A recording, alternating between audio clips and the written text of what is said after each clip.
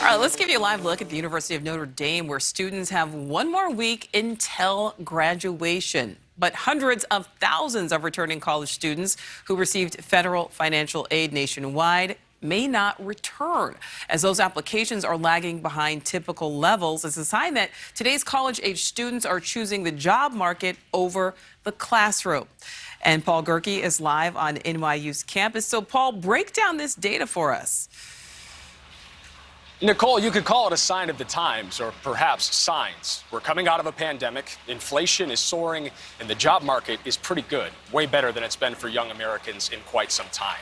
We won't see exactly how big of an impact this is going to have until the fall semester, but we're already seeing growing incentives for students to stay out of college. To enroll or not to enroll? That is the question. A growing number of students are foregoing federal student aid. Year over year, FAFSA filings are down 9% overall, renewals 12%. Bill DeBaun researches and writes about college access for the National College Attainment Network. He sees the decline as a sign of things to come. If we see declines in FAFSA applications or renewals, then that, is kind of the canary in the coal mine for in some ways about how many students we can expect to be on campus in the fall. The pandemic is partially to blame, but FAFSA filings were declining before COVID, down 11% in the last full pre-pandemic year. That doesn't necessarily mean fewer students will attend college, but according to the National Student Clearinghouse Research Center, enrollments did drop by about 3% this past year, accounting for 465,000 fewer students. DeBaun suspects the current job market is enticing young people away from academic pathways, the exact opposite of what happened during our last recession.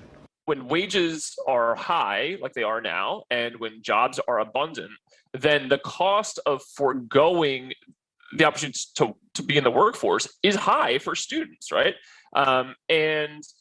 That is especially true for students from low-income backgrounds. Affordability is another critical factor. According to NCAN's research, only half of two-year community colleges are affordable for the average Pell Grant recipient, just a quarter of four-year institutions.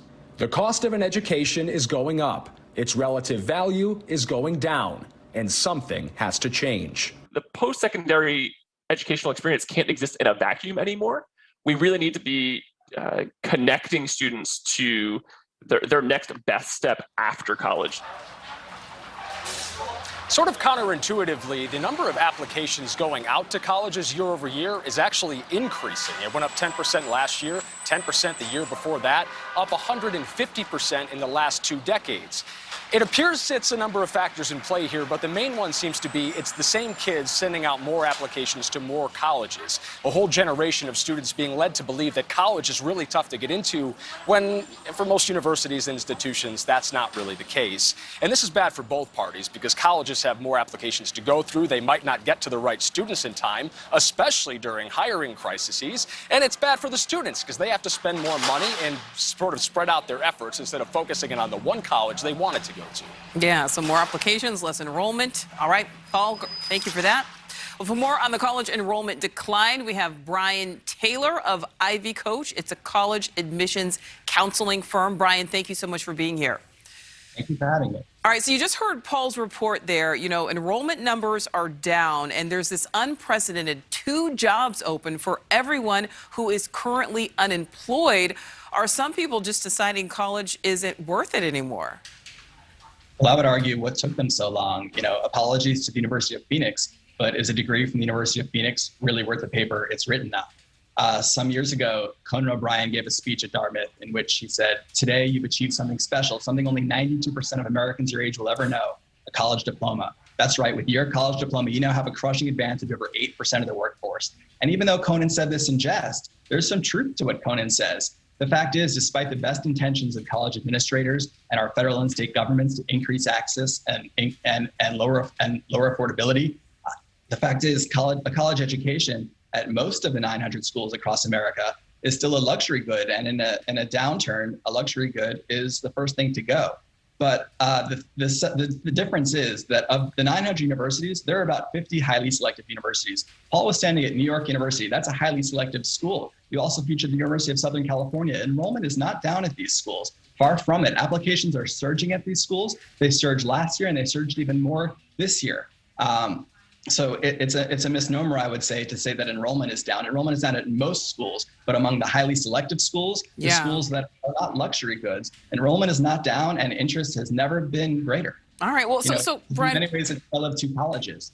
What would be your overall message to students and to parents when it does come to the state of college admissions? I mean, it's differentiate yourself. At Ivy Coach, we help make students weird. Years ago, we had to convince students and parents that these schools didn't want well-rounded profiles. They didn't want students who did sports and music and community service and leadership. These days, students and parents seem to know that they don't want well-rounded profiles, and yet, nonetheless, they present well-rounded profiles. Right. And that's everything that we're against. All right, so make yourself weird. We like that. All right, Brian, thank you. Thanks for watching. Click the red subscribe button below so you can get more of NewsNation's fact-driven, unbiased coverage.